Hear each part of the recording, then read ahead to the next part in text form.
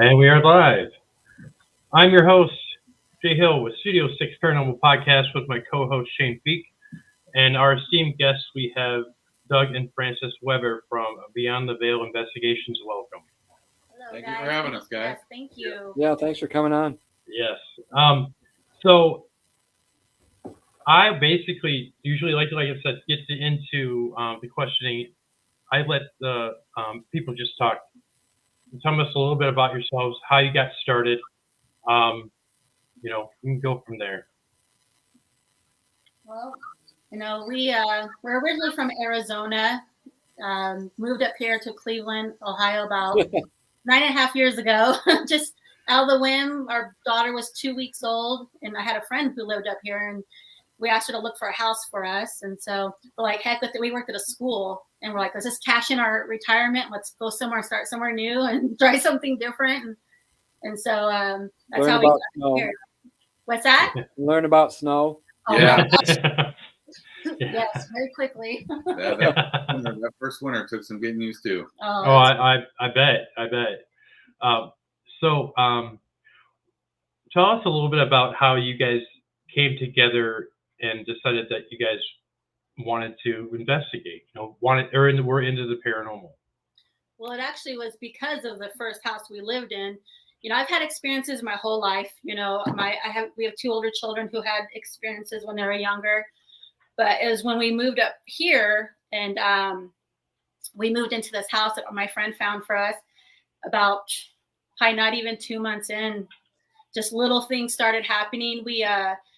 The master bedroom had a crawl space, and this house had multiple crawl spaces. We'd never seen crawl spaces before because Arizona, they don't have stuff like that. So we would pry them all open. Well, there was one particular one we could not open no matter what we did. I was like, maybe they just sealed it for some reason. So we just forgot about it. And one day I happened to be going upstairs, and I felt really scared and uncomfortable. I didn't know why. And I actually saw it wide open, and I had a standing jewelry box, and it was moved in the door. So I ran downstairs and I got him. I'm like, oh my God, you guys will see this. And he went up there and he was like, what the hell? All right. And, we're all looking in there. We didn't see anything, we're like, it must have just been sealed. Maybe it wore off, whatever. Right. I'm like, you just nail it shut because I just want to make sure. So Right. he nailed it shut. And then probably not even a couple days later, it was shadows on the bedroom floor, darting across the floor, voices calling out. All kinds of stuff, man. Did you do research on the house then? I'm assuming. As far as we did as much as we could, the local library, there was nothing online, and we asked the landlord, who wasn't really forthcoming with us at first, but eventually we come to find out from the gas company that we had moved into a previously abandoned house. This had sat abandoned for X amount of years before the landlord bought it, fixed it up, and rented it to us. We were the first people to rent it. Oh, wow. After it was abandoned, so there's no telling what happened in there. Mm-hmm. Wow. Now, that's the first house that you moved into. Now, I'm assuming you live in another house, or is that the same house? No, this is the other house is like 3 blocks down the road. Yeah, Okay. We didn't move that far, but we moved. Yeah. Was it something that you wanted? Was it because of the haunting of the paranormal, or is it just you just decided to find something different? Well, that was part of it. The kids are getting bigger, so it's time to find something a little bigger. So Mhm. that was part of it. But at the same time, it actually was starting to make her sick. Wow. She couldn't stay upstairs in our bedroom for longer than 5 minutes without going into coughing fits that would last all night. So Right. And then it just got, because the activity increased to a lot of terrifying things, and it just escalated to the point where when I started waking up coughing and not being able to I just told her, I'm starting to get really scared in here, and I think we just need to find a place and leave. And so we actually found a house, and we started looking around, found a house. We paid on both the rents because it was just got so bad in there. I was like, I don't want to be here anymore. It was really Right. And that was hard. We were and are not exactly rich people, so that was really hard to do. But it was worth it to get out of there for a couple months early. Right. Yeah. I can sense that Francis, that you have some gifts. You're empathic. I've been very sensitive my whole life, and I was seeing signs of this now in our daughter. She's 9, because like lately the activity's been picking up here, and her and I both hear it, and he doesn't hear it. So like the other night we're reading, and we both hear a little girl call out. I don't know what she said, and at the same time, me and my daughter like, what was that? He's like, what was that? You know? And my daughter was like, I just heard a little girl calling out. And then was it last night, the night before? We heard a man talking right here in the hallway, and my daughter and I both. We're just like both looked over there. And he's all, what? So it's just. You feel kind of left out, Doug? I'm quite happy. The last thing I feel is left out. So your house right now has got activity in it. Oh yeah. Yeah, but nothing. Nothing nefarious. Right. Yeah, in the last house, I was not left out. So right. So what we feel and hear in this place nowadays is nice and calm and refreshing compared to what it used to be. Right. So talk a little bit about when you guys came together. You wanted to create Beyond the Veil Investigations. Tell us a little bit about how that all came about. Well, the catalyst of everything was in this house. Back in the old house, we had watched all the shows and everything, and we were always into it, but it never occurred to us to pull out our phone and hit voice recorder and ask a question. You know what I mean? Right. For some reason, the thought just never occurred to us. Maybe subliminally, we were just thinking, no, we don't want to find out what this crap is. Let's get out of here. But in this current house, we were sitting with our oldest son, and something just compelled us to turn our phone on, voice recorder, and we asked a question, and the first time we tried, we got a voice that said, "Stop recording." Yeah. Oh, wow. Crystal clear on the phone, not even on the digital recorder. So that right there was just like, whoa. Right. We catch something. Yeah. But after that, like I always tell people, we're so lucky, man. We have one of the most iconic paranormal locations near us. We're about an hour and 20 minutes north of the Ohio State Reformatory in Mansfield. Right. We went there on a day trip just for fun, just to go check it out. And lo and behold, we see a pamphlet or a poster or something that says, "Hey, overnight ghost hunts." We're like, "Whoa!" Oh, we didn't even know it was a thing. So we signed up. We went down, and we bought a spirit box. Tried it out in the house a couple times. Got a couple voices, and all right, it works. We went to the prison, and we had a great night. Very successful investigation, and we've never looked back. Wow. So you've been doing this since what, 2019 or 18? We started investigating probably in 17. We didn't start talking until way later, because we had so many videos and locations. And one day I was like, you know what? We're getting all this evidence, and I want to see what people think about it and see what their opinion is. Like the EVPs, I was like, let's just try it on YouTube, because we never even mess with YouTube. So we just put them on there to see what people thought, because the evidence we captured would blow my mind. I'm like, oh my gosh, it's like the Trans-Allegheny and caught some of the most incredible EVPs, I'd ever heard. And I was like, I gotta see what people think of this, and that's just where it started. Right. Yeah. I mean, I've watched some of your shows and your episodes, and you do pick up some good evidence. I mean, I'm just kind of like, wow, Yeah, we're really you're kind of lucky and blessed that way. I mean, I could go through a place that's haunted and I get nothing, but yeah. So right now you guys have a show on Paraflixx, which there's some people who don't know what Paraflixx is. It's a streaming platform, all things paranormal. So can you talk a little bit about that and how you got started with that? Well, we saw online that one or two of the people that we associate with, on Facebook or Twitter or whatever, were talking about this Paraflixx thing. So we researched it a little bit and found out that when we first learned about it, it was just a budding idea. Right. Patty Negri, who everyone has seen on the Travel Channel, her name was associated with it. So that right there was a flag for us. Like, oh man, we really got to look at this. And so we reached out to the executives and their team, and we had an interview with Natalie, and she Natalie's cool. Yeah, she took a look at some of our stuff, and she liked what she saw, and she gave us a shot, and here we are a year later. They just started a Paraflixx originals series for it's a special series and section on the website for people who have been on it from the beginning, and we were lucky enough she included us in it as well for our upcoming season. Congrats, that's awesome. Yeah, thank you. Yeah, we had Natalie on a few times, or one time back about a couple months ago, and she's really cool. She's a fantastic lady. So Yeah, that was a good, excellent episode. Yeah. This guy right here wanted to say something. Hi, Adam. I love Adam. He's awesome. Yeah. Adam is awesome. We've had him on here too. Yeah, he's a fantastic supporter. Thank you too, Adam. You're amazing. We're lucky to have him on our team as well. Just like you guys, we're lucky.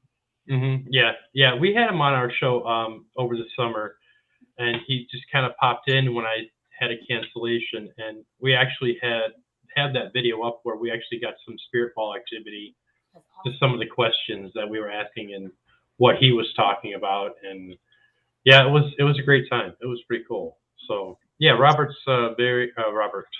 Adam is very good, and my friend Robert Ringy is also on here, and he is a big supporter of the paranormal, and we've had him on too. So we've been blessed with some great guests, including you guys, and I'm so glad that we finally get to talk to you. Yes, me too. You know, and yeah, I mean, it's just been kind of well overdue. And for people who don't know, I mean, these two people were very supportive of me and my Wisconsin paranormal research for a couple of years, even on Twitter, and these guys are fantastic. So, but right now I wanted to find out the one question that I get asked when people say, why don't you ask this or ask that? And people want to know, what was your scariest investigation? For me, it was Prospect Place Mansion, and that was one of our times there. It was like our probably third time there. Been there. It was one of my favorite locations. Never had any issues. We went there one night, and I went into the daughter's room, and I'm just doing my normal, EVP session, and then all of a sudden, I got the scariest feeling. It's like, I don't know if you've ever been in a location and you can just feel all of a sudden you're hovered by darkness. Mm-hmm. I told him, I was like, I told him, I was like, I don't know, something really wrong in here, and I just started feeling like pressure to where like they did not want me in there, and I started getting like these really aggressive male voices to where it backed me into the corner. And I was just sitting there. He's like, "What's wrong with you?" And I'm like, "Something does not want me in there." And every room I went to, I could feel it following me. And I was like shaking. I was trying to film him, and I was like, "It said go home. It said go home." He's like, "What is wrong with you?" And I was like, "I don't know." And I could not concentrate. I was just so freaked out. We left, and it affected me for like 2 or 3 investigations after that. I was just, we went back again twice, and it hasn't happened since, but definitely very dark. Whatever somebody did before we went in there that time or what, it was really dark and really heavy in there. Have you had anything, do you think you've ever had anything follow you home? Yeah, I know we have. Because we've had, it's been years, but one time after investigation, we actually, the following night, we had our doors shoot open and set off our security system. Wow. And, the following night, our daughter woke up and saw this. She described it as something tall with the head of a lion in her bedroom. So that was like one of the, what woke us up, that we started doing things differently when we left locations. Right. Little rituals that we did to be much safer before we came home. Once we started changing up how we leave a location and close it off, for lack of better words, we definitely started seeing a difference in our house. Yeah. That's good. We still have activity here and there, but not to the point where it's like that. Oh my God, Yeah. Right. Yeah. Shane, you have a question for these people? Yeah. So what kind of equipment you guys use, and kind of what's your favorite stuff, and a little bit about why you use it? Oh yeah. Well, as far as equipment goes, we don't have anything too over the top. I don't want to say we keep it basic, but we have a few recorders. I have one. We have one mounted on the camera, the video camera. Sure. Tons of infrared lighting to accompany the camera, and we got our spirit box, and we got the highest quality handheld JBL we can find, just because the sound is important. Yeah, it's pretty nice there. And we acquired a REM pod late last year, so we've done a few investigations with that. Cool. Not very much activity. Yeah, not very much activity, but we're still new. We've only used it 2 or 3 times. We've got some work on it, but nothing, no like real true back and forth interaction. So Sure. one day that'll happen, But Right. for us, it's video camera and different types of audio. I like the simplistic. It's Yeah. Right. So do you guys investigate in the dark or lights on or? dark. Yeah. No, pitch dark. See, I don't really care either way. Yeah. We've done it. We've tried it both ways, but we've always just filmed in the dark because not only does it make for I think more interesting videos, but at the same time, when you're standing there in the dark, you're more apt with your hearing and your sense, Right. Sure. smell and what you can feel, your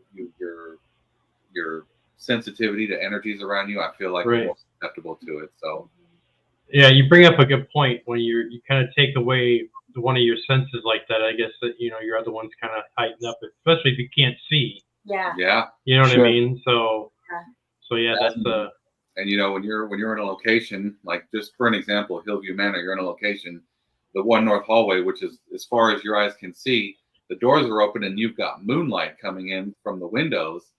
So there is a hint of light that just amplifies anything you might see. It just makes it more creepy. Right. Thing. So what do you have coming up? I guess you'd say investigations in the future here. Well, we're going to be releasing probably soon Brownella. Then we have Hinsdale. We have Ashmore Estates. We're going to go to Indiana State Sanatorium. We want to go to Hospital on College Hill. We want to go to. We're in talks. There's another one. My brain. We're just slowly working our. List. Yeah, when you guys go to Hinsdale, leave some of the ghosts for me because I'll be there in April. We went there before. We went there last February or March, and we're going again in April. Sure. So that's. You guys might be right next to us then. Yeah, probably. Okay. Shane, why don't you tell people, Shane, a little bit about that Hinsdale trip? I'm sure that people so like to know. we're gonna go with some of my friends from the University of Wisconsin, and we're gonna do some fairly heavy-duty scientific type research there. So we're gonna set up some double-blind studies. We're gonna do some sensor board activity recording. We've got a bunch of pre-canned psych evals, basically, that we're going to go through and do. And most of these things have items such that, how do you best describe this? Basically, they're like presentations that we give to the entities, and then they have different ways of answering by touching sensors or doing it, things like that, changing the temperature, the magnetic field, ions, whatever they're going to do. And then we collect all that data, and then we run the statistics against it to actually say, okay, did they really touch the sensor or not? And did they do it logically? Like, did they answer the question, or are they just randomly playing with the thing? So we have a bunch of design studies like that. And eventually it will end up in a science paper and probably a book. Yeah, nice, right. So people who don't know by now that Shane is the science and I am the spirit side of this. Yeah, we're the yin and yang of yin and yang. Science. Just because the simple fact that trying to get on both sides of the coin, because in fact there's some of these things that I can't explain or that he can't explain, and vice versa. You know what I mean? Yep. So. But and that location is such a special location too. Yeah. I mean, have you guys been to? Let's take the asylum. Okay, was that overwhelming at first, or was it more of a, because you kind of had been doing it for a little while, that you were a little used to it, or is it just no matter what or how many times you do it, big locations are overwhelming? I think when we did Pennhurst, and I remember it was just us two in the whole location, and that's cool. Definitely feeling when you walk in there. Mm-hmm. you could feel it the minute you walked in there. Right, And I think right. you never get used to any location. The feeling's never the same anywhere. Yeah. Mhm, That's just mhm. the mindset you have to keep if you're doing this. You know, if you're planning to do this for a long time, you just got to keep your mind open to anything. You can't go into anything. Oh, I've seen many shows where this happened or this happened or this happened. You have to go in with an open mind. Right. Oh yeah. Yeah. Yeah, I think a lot of people, and even some of the ones that investigate, kind of forget that. You know, they kind of want to rely on that. Well, I saw this happen, like you said, and I saw that happen, and you gotta clean slate. You know, clear your Yep. mind and go in there and just anything can happen. Yes. It's just don't try to put that in your brain that Exactly. something's going to happen. Even when you do the tour, like sometimes we'll set up before we investigate, we'll have a private tour with, you know, the owners or the volunteers there, and we'll walk through and they'll say, oh, this room's heavy with EVPs, or that room they saw an apparition. You know, it's fun and interesting to hear about, but when you're doing your investigation, we find it best to not go by that. I'm lucky to have her with us, you know, and I'm following her with the camera, and she's just wandering around, and you know, most of the time, I don't want to say every time, but most of the time, we end up in completely different spots than where the tour guide said where it always happens. Sure. You know what I mean? Right. Yeah. That makes sense. Yeah. Right. So have you always done it just between the two of you, or have you ever asked anybody? Have you investigated with other people or another team or mediums or anything like that? No, It's always been we that. collaborated one time with a friend from YouTube. He was renting out Hillview Manor, and he invited us we had already been there 4 or 5 times. Right. And he invited us to tag along with him. So Okay. it wasn't, so that was the only time we really collabed with anybody. You know, we filmed our own stuff and we investigated with him a bit, but that was Right. the time. We've done many, many investigations, and it's always just been the two of us. Right. Right. Do you like to not hear about the location that you're going to that you've never been to? You kind of want to discover that yourself? We like to, the reason why we set up a lot of tours is because we take our kids when we travel. And so what we do is we set up private tours so they can come with us, because Mhm. Sure. our daughter is very sensitive. So we bring her into, and we want them to be part of what we do. So we set up the private tours. We want to learn the history, want them to learn the history of, and get a feel of why we do what we do. Because we leave them, you know, we're gone all night long. We do the visuals. So it's like, we love learning the history, but we also do it because it's a way for our kids to be involved. Because we have an older son. He's the one that takes care of our daughter when we investigate. Because we go all night. We don't investigate a couple hours. We go the entire night. Right. Sure. Right. Right. That's why we prefer to set up historical tours about, you know. Right. How often do you say in a month that you would investigate, that you'd be gone all night? I mean, do you do it a couple times a week, or do you? No. Maybe once or twice a month, and really, we'll go a couple months without it, or Okay. we'll do it in consecutive weekends. There's really no schedule. It's just whenever it works for us. Really, is what it is. Whenever it coincides with scheduling. You know, I work full time. My son works full time, so Okay. we have it's just all scheduling stuff for us. Right. Right. Yeah. Now, basically, with you having children, when did you discover that your daughter was gifted that way? The first signs of when we lived in the old house, when our daughter was probably about 1.5, one of the first times I know she saw something was I actually had the people over who found the house for us, and we were all sitting there, and she just comes screaming and pointing to the hallway, going, "Scared, scared!" And we're like, "What the hell?" You know. I didn't think too much about it, but then like not long later, we were up in the bedroom, and my closets where all my clothes are. She's always playing in it. But she was by me, and I went to stand up to go in my closet, and she just grabbed my leg and started screaming, like just terrifying, going, "Scared, scared!" And she was pointing at the closet, trying to pull me away. And I'm just like, I wanted so much to see what she saw, but I couldn't. She was so terrified. When we moved here, I would watch her, and I'd see her just like following things, and I'd be like, "What are you looking at?" She was probably about 2.5, 3 when we moved here. She found nothing, you know, and it just, she would tell me, she started telling us that she could hear people, you know. She would tell us she heard a little girl. About 3 years ago, her and my son were here. My son was babysitting, or we're at a concert, and I get a text message. He's like, "Mom, something just ran up the stairs." He said they were watching a movie, and they floored. He said he heard the loudest footsteps run up these stairs, and the dog ran after it. And he's like, "I'm scared." I was like, "You have to go up there," because my daughter was freaking out because she wants to know what it is, and I was like, "You got to go up there and show her everything's okay." He's like, "I don't want to go up there." I'm like, "You have to." So, he ended up, I came home that night. He was pretty shaken up about the whole thing. And probably a couple weeks later, I'm folding laundry, and she comes up to me and she's like, "Mommy, why did brother lie to me?" I'm like, "What do you mean lie to you?" She's like, "I saw her." I'm like, "You saw who?" And she's like, "I saw the woman running up the stairs." I always get a little emotional about it because she was so emotional about it. She's like, "He lied to me because I saw her." And she described what this woman looked like. Right. A green pantsuit. She's described long hair and glasses. And I was like, "Did she look at you?" And she's like, "She just kind of looked like that because she was running." And she's like, "But she didn't look see-through. She looked real." And that's what was so emotional for her, because she said she looked like us. Right. And it was just, that's when it really struck me that This chick is seeing stuff. Yeah.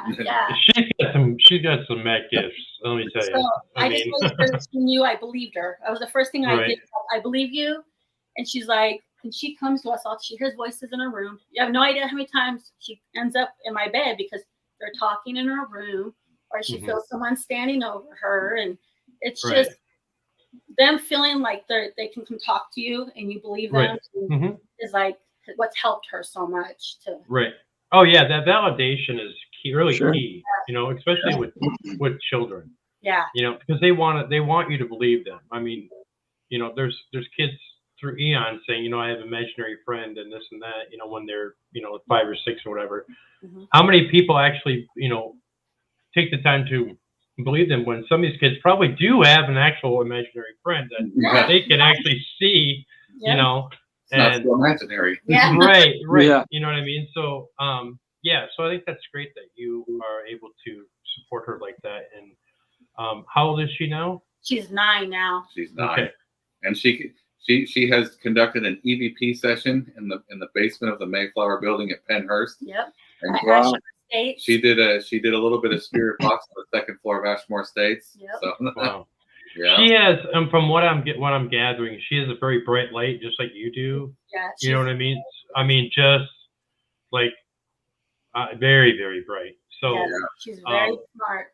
yes, and it's just Yes. yeah, and one of those things, when you have a gifted child like that, and it usually comes from one of the parents, that closeness is very evident.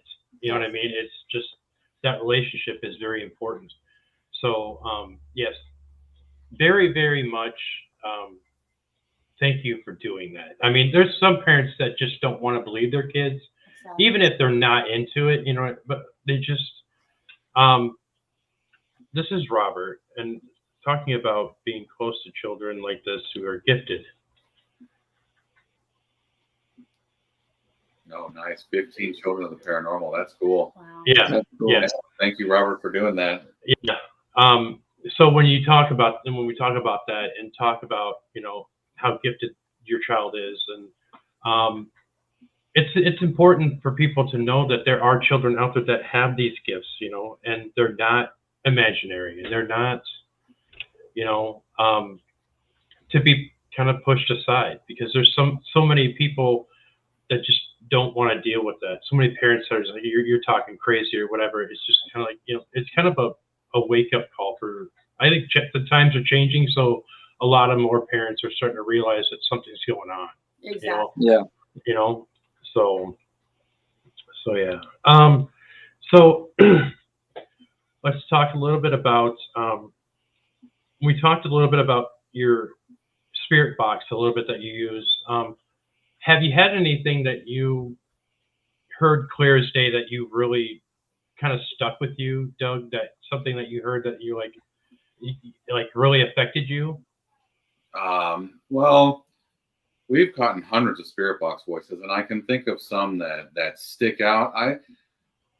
I'm trying to think of a good example. I know we were at Ohio State Reformatory, and then we caught male voice, very deep, very gritty, saying, "I'll get you." I don't know if I can cuss on your show here. I don't want to say anything. Oh, you can say whatever you want. Yeah, this is an open show.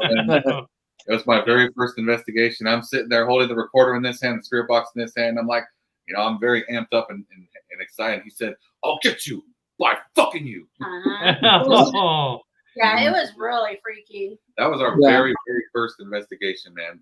That was very, very awesome. It was freaky. Right. That was the reformatory? That was Ohio State Reformatory, yeah. The second month. So you've been there a couple times, right? Yeah, we've done a few day tours and a few overnight investigations. Now you said that you went through it by yourself? Ohio State Reformatory? No, our very first investigation was a public. They let 100 people in there. So wow. Yeah. So the spirit box was great. EVPs were impossible. But that right there was the bright light for us to say, we can't do publics anymore. If we really want to take this seriously and get quality evidence that is actually valid, then we can't do it with 100 other people running around and yelling. And sure. Right. And that's one thing that I've never really understood. I have a buddy of mine that I investigate with here in Wisconsin. He does ghost tours, and he loves he loves the history. He loves what he does, and and he's hosted a couple investigations. That one of them that I was on with him and some of these people from the tour that actually paid to go on an investigation, and it was cool. It was great, but when you get a lot of people, it's more like energy overload. Yeah. And it's just to me, it feels a little contaminated. Exactly. You know what I mean? So it's kind of like it takes away from that whole experience. Exactly. Yeah. And then you get people that say, "Oh, nothing happened, and this is bunk, and this is you know what I mean?" So it's kind of like, so when I hear there's some people that have paranormal teams that have 20, 30 people. Yeah. To me, that's a lot, I mean, and not to say anything bad about anybody who's got that kind of numbers in their team, and that, if they go to big locations or whatever, but I don't know. I think to me, they just need to break them into pieces. Yeah. Smaller is better to me. Yes, yeah. I have a hard time with the noise. I'll get annoyed if a loud car drives down the street when I'm doing my EVPs. I'm like, it's just some of these people that investigate and just kind of just miss the mark. You know what I mean? I don't know how to describe it, but now with you guys being basically solo, how often do you have your daughter with you? Well, we usually, they've been to quite a few with us because like I said, we'll do the initial tour and the people are always great with our daughter and they'll let her do little sessions and then we take them to a hotel and then we'll go back for the whole night, but she's been to Penhurst, she's been to Trans-Allegheny, she's been to Ashmore Estates, she's been to Randolph County. I mean, she's been she loves it. She's going to be a seasoned veteran investigator before she's 15. She hasn't done any overnights, but when we do the tours, she'll participate. Ashmore Estates actually offered to let us keep them the whole night. I just didn't feel comfortable her being there that long. There's a location I hadn't been to yet. I was like, she can go for a while, but let me go here first and just see because I just Have you done any residential homes? Not yet. Just ours. Oh, right. That's a whole different ballgame too, residential and businesses. And have you ever worked with any online people that have given you information on kind of like researchers? They try to contact you and say, "Hey, you should check out this, or you should check out this." Or no. We've had people suggest locations. Yeah. But, other than that, we really haven't received any It's usually us finding the locations ourselves, just kind of like I research different states and just see what, locations are and I look into them and I kind of just go from there. I'm like, oh, hey, there's this location. Let's just go check it out. Yeah, Yeah. there's a really good one called Hotel Nichols. I was just there last weekend here in Michigan Okay. and South Haven. And there's some weird stuff. I actually had a physical button press All Oh, right. Wow. that was recorded on the recorder. So just a quick thing, my sensor board has an old hospital bed button, so that as a human, if you see or feel something, or a presence or whatever, you can push the button and hold it for a couple seconds, and it will put a marker in the data. So when you go back later, you can be like, oh yeah, I pressed the button. What was going on? Well, There you go. we had done an EVP session in the basement with the board going, and we were getting some pretty high EVP spikes and stuff while that was happening. So then we went upstairs to go eat some pizza and hang out a bit. I left the board in the basement recording data, and I left a video camera on it. So about 7 minutes after we left and went up to eat pizza, there was an actual button press Wow. in the data, but you can see the entire room from the camera. So the button is just laying there on the floor. The board is sitting there on the floor. And yet you have to, it's not like you can just touch it and make it go. You have to press and hold it for about 2 seconds, just Wow. like an old hospital bed. So something pressed the button while we were gone, That's amazing. awesome. and nothing was in the Yeah. room. You can see the thing. That's cool. Yeah, when you get that validation of that right there, that's pretty huge, you know. Yeah. So Hotel Nichols in South Haven, Michigan. Yeah, we'll We'll remember look into that that one. one. Yeah. Yeah. So how often do you guys leave like recorders or whatever, like in different rooms, especially like bigger places? I mean, do you like have a lot of that? Or, I mean, because I see when I watch your show, you guys are usually just walking and doing things. I don't know if you guys are separating all your equipment in different rooms or not. I didn't know if that's what you did. Yeah, we'll do that every once in a while, but generally we'll have the recorder on the camera, and then whoever is being filmed will be using a recorder. And then we just set another one on a tripod. Yeah, we'll have one on a tripod. Sure. Higher. Every once in a while we've done that. It's not really been successful for us yet. Yeah, right. We've done that before, but Yeah. generally we just what you see on the camera is what's happening. Right. We try to avoid Yep. any trickery or any take audio from here and put it in here, even though we're not telling you where it's from, or we try to avoid that. Try to keep it as Sure. Right. You do the editing, Doug? Oh yeah, All yourself? 100%. 100%. We get Wow, you're a brave man. That's a lot of work. Yes. I have to say that's A lot of long nights. Yeah. yeah. See, we don't really keep video. Our video is only to prove that some human didn't go over there and mess with something for the most part. So basically, we'll glance through it real quick. I didn't see anything paranormal. Nobody messed with the stuff. See ya. Right. And that's why our 10-hour investigations, it takes us 3 nights to get through 5 minutes of footage, because we go through every second over and over and over Yeah. again. Well, you guys are so. I'll tell you That's what. pretty I mean, hardcore. that's hardcore.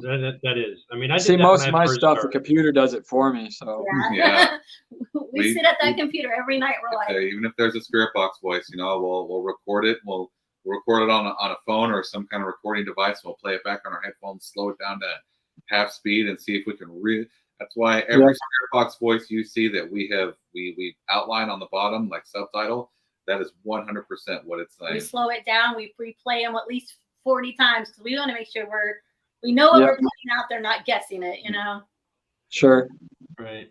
I actually had. I was a guest on Our Haunted Lives a while back. David and Christy, Yeah, we love it. Yeah, that's Yeah, cool. yeah, they're very cool. And one of the entities here, I know who it is, but was affecting Christy like severely, and couldn't figure out what it was. And this, I kind of knew, and we both kind of talked about it and got the same thing. Well, after the show, I ran a EVP session on my phone, and I was asking questions and this and that, and I got clear as day, like standing right next to me, response. Still can't not make out what he said, but it was, I slowed it down, I sped it up, I did, you know what I mean? But it was it was something. It was like 3 syllables. You know what I mean? So yeah. So I know that I've done that before where I've done like these burst EVPs and caught some things, but I haven't had that happen to where it's affected a guest. Yeah. Yeah, Wow. you know what I mean. So yeah, Christy was really affected, but hopefully I'll be able to clean that up. I gotta go through the computer system again and try to figure out how to dissect it a little bit more. But have you ever ran into something where you hear something and you like, I think it says this, but I don't know, and then you hear it like 50 times, and all of a sudden it sounds completely different. Oh yeah. Oh, yeah. I mean, it's just, Or he'll say, I heard this, but no, but I heard. We'll go back and forth. We're like, put spirit box because we're not going to get what it says. Yeah. right. And it's just, yeah, it's kind of frustrating in itself. Yeah. And I really don't think that having, really super expensive stuff compared to cheap stuff. I mean, I think it all serves a purpose for something. You know what I mean? I mean, I use my recorder on my phone, but I also have a Zoom that I use sometimes. Yeah, Zooms are nice. You know what I mean? So I think that it's just kind of, whatever you're comfortable with. Yeah. There's some people that use the old Panasonic R whatever 60. I mean, if that's what you're into, great. Yeah. Whatever works for you. Right.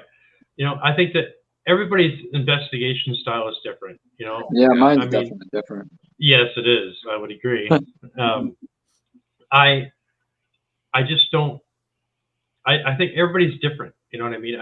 Unless you're trying to mimic or do some of these things. I've seen some of these people on YouTube that try to mimic some of these TV shows. You know what I mean? And it's like, you just got to be yourself.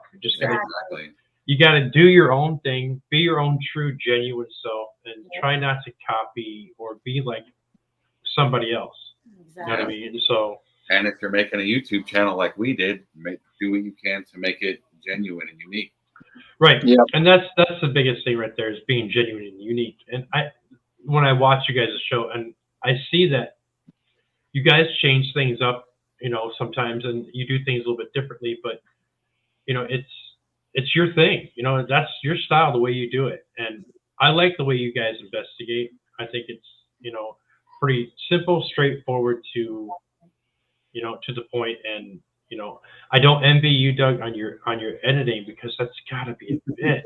Yeah. I mean, seriously. I mean, I said when I started investigating, and I would try to do some editing myself or listening to the recorders and all that, and it's just like, I can't believe these people do this for hours on end. I mean, I was just. Well, we started out small. We started out small. We would do an investigation, and we would split it up. Put a 7-minute video in this room or a 4-minute video in this room. Mm-hmm. And that, and that right there, just learning the basics of video editing and what it takes to put a halfway decent YouTube video that people will like to see. Right. So it was on top of being paranormal investigators, learning how to be YouTubers at the same time. And then that 4-minute video turned into a 14-minute video, and then adding an intro. So right. And now we're on the full-blown episodes. So it's not as hard as it would be if I hadn't got so much practice with YouTube. Yeah. Right. Oh, it's with anything. A lot of it's trial and error, and you know what not to do compared to what you were doing, before or whatever, and it's a process.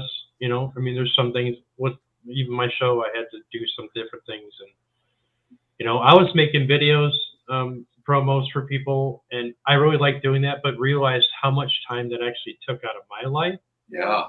You know what I mean? And people loved it, but I had to make an active decision to say, you know what, I'm just going to stick with what I'm doing. And I love making those videos, don't get me wrong, but when my wife kind of says, you're spending a lot of time on that, and having, being who I am and being married, and Shane's married and you guys are married. I mean, that relationship is important, especially if you have these other things going on outside of, regular normal life.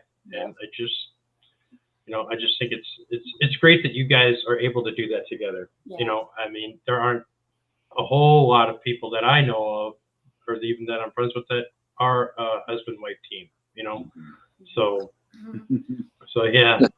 But I was going to ask you, what do your parents think about this? Well, my dad died like over 20 years ago, but my mom, it's funny because I had shared some of the stories with her when we lived in Arizona, and she would just be like, okay, you know, but when we started experiencing what happened in the house, she was just like, she started really taking me serious. And then we actually captured an image on one of the walls right before we moved in. The closet door, I went into there's a closet door. I'm sorry, the door.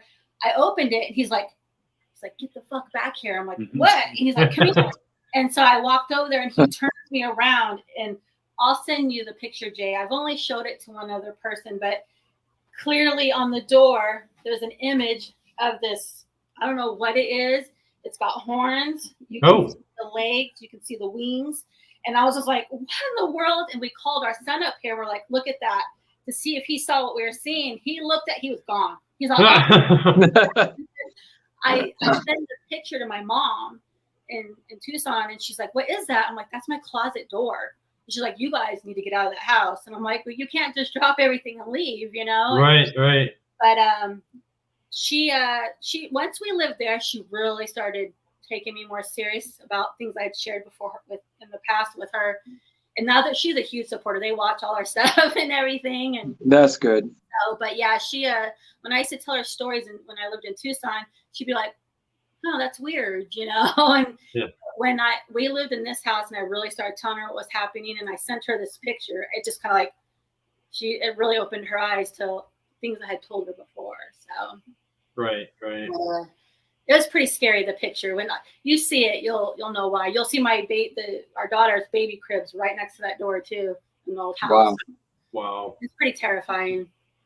I know there's a lot of people. There's a few, not a lot. I've said few that I know that have experienced stuff like that have seen objects on like the wall or something like that. That's not explainable. It's very unnerving in that sense. You know what I mean? I'm trying to hunt for it so I can show you guys. I don't want to take too much time, but I can't. I'll just send it to you. Yeah, we'll just send it to you. Yeah, that'd be cool. You know. Yeah. So. Yep. So what about you, Doug? How about your parents? My parents, well, my mom passed a few years ago.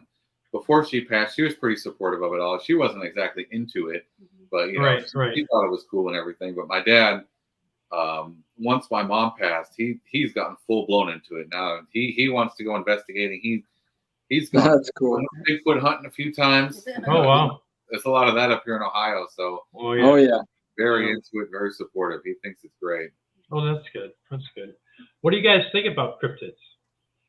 Is that something you guys are interested in, or are you just sticking with spirits and that? I think anything's possible. Yep.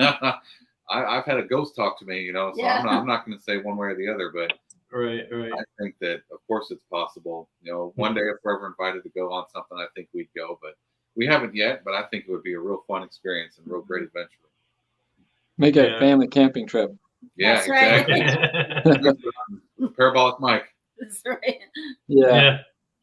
We have a kind of like we call it the Bray Road Beast here. It's just probably 15, 20 miles from here. It's been going on since I was in high school here. You know what I mean? And people have said that, you know, looks like a werewolf or looks like, you know, Bigfoot or something like that. Yeah, we have the Michigan dog man.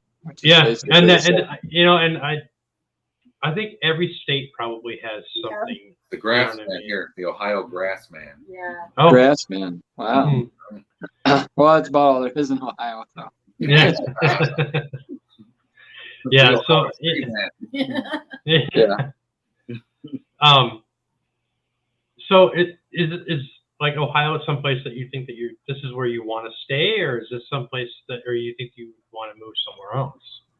I mean, Ohio's beautiful. Coming from Tucson, Arizona, this is paradise, and especially in the spring, summer, and fall. Right. Yeah.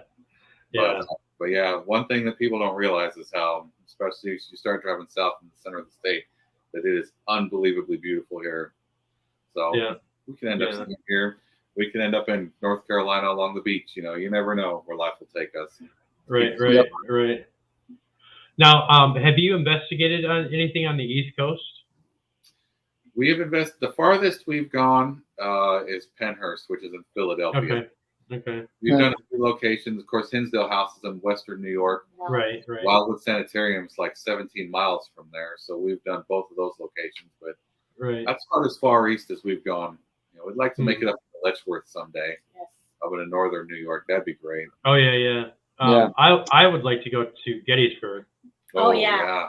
You know, I mean, I have ancestral ties to Gettysburg, and so I've been drawn to Gettysburg for years, but of course, you know, I have lived 15 hours away, and you know, it's not cheap, and I have a friend that's a tour guide, summertime tour guide for Gettysburg. Oh, so you got an in on the end. Yeah, I can get there. It's just it's pretty far away from me. It's about 12 hours. Yeah. So what would you say that, have you ever investigated a place or were going to investigate a place and it just never happened? It was supposed to happen and it never happened, and you're kind of like, maybe it was that way for a reason. Or that you got there and you're like, hey, this is probably not a great idea. I've had weird feelings. The Gill House, you know, we pulled up in the driveway and we started unloading the car. I put a video out one time, and all these birds just all of a sudden started swarming our car in the building. I'm like, what in the hell? All these blackbirds. I'm like, and this is a sign that we should not be going in this building. But and it ended up being one of the most active locations we had ever investigated. That's where the video where I've put on that said "punch her," one of the scariest spirit box voices ever. That's from that location. Oh wow! Intense, yeah. Wow. It was a very intense location. Yeah. They didn't like me at all. So how would you say the paranormal has shaped you guys' lives since you've been together? I mean, is it something that you guys has made you stronger together, or do you think it's just something that is just something you do? No, definitely made us stronger. You know, it's these locations, you know, especially ones that are a few hours away, we'll get a hotel and it'll end up being like a date night / morning. Yeah, there you go. Cool. My wife and I'll do that sometimes. Yeah. You know, all of a sudden you wake up, you know, and you're driving home in the daylight, you get some breakfast baconators and some coffee. You make a day out of it, you know. So, yep. Right. Excellent. A lot more alone time than we would get otherwise, and then, you know, also all the time spending doing the editing, because you know, we sit there and we do it together. So you know, that's cool. Very good. Very cool. Very cool. Have you guys thought about making a documentary on some place? Maybe someday. You know, as we advance in our editing capabilities and we get more and more footage and more knowledge, maybe someday that's going to be on the table. Okay. I know in the next couple of seasons we're going to do a kind of like a behind the scenes thing. We've been planning on doing that. Okay. Showing what goes into our investigations. You know, once our fan base, you know, continues to grow and gets to the point where people would actually want to see that, we're going to put something like that out as well. That'd be cool. Pick a place that you've never been to that you would want to investigate. One on the East Coast and one on the West Coast. Go ahead. Oh gosh, I don't know. Well, you've always talked about Linda Vista Hospital. Yeah, I would love to go to Linda Vista Hospital, but okay. I think they closed that one down, didn't they? I think so. Yeah, that for a long time was on my bucket list for sure. Man, I don't know about West, but you know, I mentioned Letchworth out here. That's definitely one, and what's that one? Eloise. Eloise is another one. That's always okay. Cool. Yeah. Awesome. How about you, Shane? I'll ask you the same question. Yeah, I don't really know the places, but I am pretty excited about going to the Hinsdale House. That'll be about as far east as I've ever been. Right. Actually, there's a couple of places in Chicago and that land that I'm planning on trying to go through near the university there. So. Oh, okay. So yeah, I don't really look at them ahead of time, and I do some residential stuff. It's more like somebody will call and they're like, "Hey, we got some troubles. and we'll Right, go. I right. mean, we don't really plan ahead because with all the COVID and every other thing, every plan you make gets broke anyway. So Right. Right. Yeah. That's it's what been happened with Penn. troublesome. We went in summer of 2020, and I don't know if you've ever been to Philadelphia in July. Don't do So it. hot. It was so hot. Really? Canceled 3 times because of COVID. They kept canceling it. So they're like, Yep. okay, we have this available. I'm like, we're going. And he Right, was right. flying in that building in July. It was so hot. Yeah, Oh my and gosh. anything you wanted to do during the day, we made a trip out of it. We brought the kids. All the Revolutionary War stuff was closed. All the Ben Franklin stuff was closed. Yeah. Wow. Downtown Philadelphia was just shut down because of COVID. So Yeah. talking about scheduling earlier, and then that COVID put a wrench in our plans big time. Yeah. for our Sure. Right, right, right. Yeah, I would have to say that Gettysburg would be my on my bucket list number 1. But there's 2 out west, the Stanley Hotel. Yeah. I've been there twice and had experiences both times, and I love that place. And That's then so cool. the Winchester House. Oh, yeah. Oh, yeah, that would I be cool. couldn't. I would love to go there. Oh, So yeah, but And the No, Conjuring House as well. The Oh, yeah. Conjuring House. Conjuring. I would love to investigate there. That's in Connecticut, right? Yeah, that's Yeah. another one. That'd be amazing. So have you Um, guys tried any cemeteries or other things like that outside of actual, like commercial buildings? We have done a cemetery one time. We investigated Asheville Stone Mansion out in Winchester, Indiana, and the guy who had it built, General Asheville Stone, he was buried in a plot like within spitting distance from the house, and they actually keep that cemetery open 24 hours. Wow. They keep the gates wide open, so you're allowed to drive in there.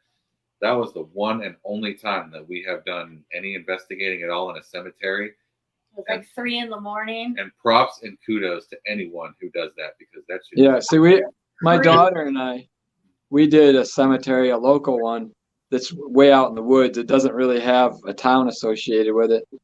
And we were able to get an entity to change the temperature of this massive size granite tombstone, like 10 degrees in just a few minutes. And then they could actually put it right back up again. Wow. So literally we were taking temperature readings of the stone. And then my daughter was with me. She's like, hey, can you make that stone go colder? And within just a few seconds, it was dropping, and it dropped over 10 degrees. Wow. Wow. And we're talking, this is heavy. I mean, this is like the size of a small refrigerator piece of granite, And of course, the reason we'd even started talking about it was the daughter had noticed the age, and they were the same age when the person had passed. Oh, wow. So it was a teenager that had died. Wow. And so she started talking to it like it was one of her friends or one of her teenage friends. And yeah, they dropped that stone, like I say, 9 or like almost 10 degrees. And then they were able to get it right back up to full temperature again within a few minutes. Wow, that's crazy. So Yeah. there's some weird stuff in cemeteries if you want to try it. Yeah. Yeah, I had the cemetery where like a third of my relatives, my parents, are buried in here in Lake Geneva, and there's Yep. been some strange things going on there too. I've caught a couple EVPs there, and so yeah, cemeteries are. I love cemeteries just because of the history, and I love Yep. walking among the tombstones and seeing the dates and all that out of respect and just